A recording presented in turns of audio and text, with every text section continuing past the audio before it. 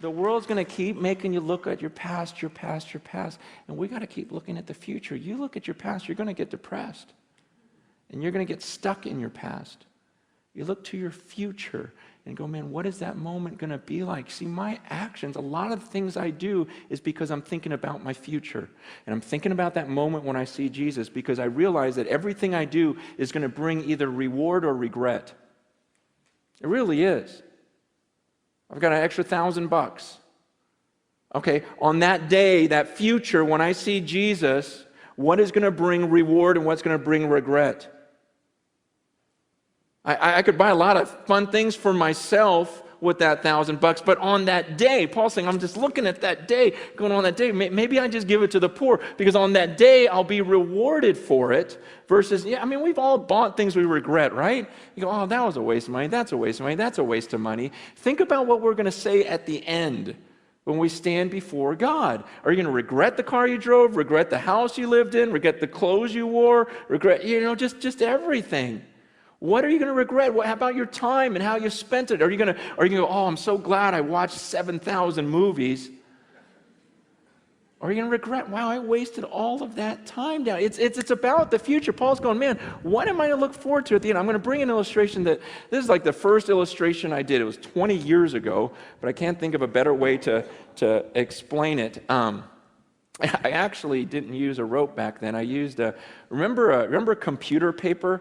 When it was all stuck together and it had the holes on the side that you had to peel off. Remember that? I remember getting a roll, and some of you guys have no idea what I'm talking about, which is crazy to me. But because that was the best, and it never worked right because of the rolling things. But I remember being a youth pastor, and I put that computer paper all the way around the room, and but I'm going to use a rope now because I can't find that computer paper. Imagine this rope, okay? Pretend this rope just goes on forever, okay?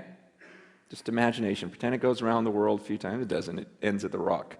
But let's just imagine this thing goes on forever. Now imagine that this rope is a timeline of your existence. You just exist forever. You see this red part? This would represent your time on earth. You've got a few short years here on earth, and then you've got all of eternity somewhere else. This is your existence.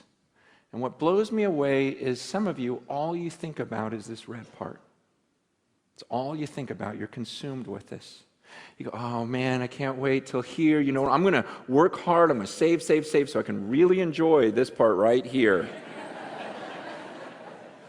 And you're consumed with that. And you're thinking, oh man, am I going to get to travel? Am I going to eat well? Am I going to do this during this part? And I'm like, are you kidding me? What about this? What about this? What about all this stuff? It's crazy to me because the Bible teaches that what I do during this little red part determines how I'm going to exist for millions and millions and millions of years forever.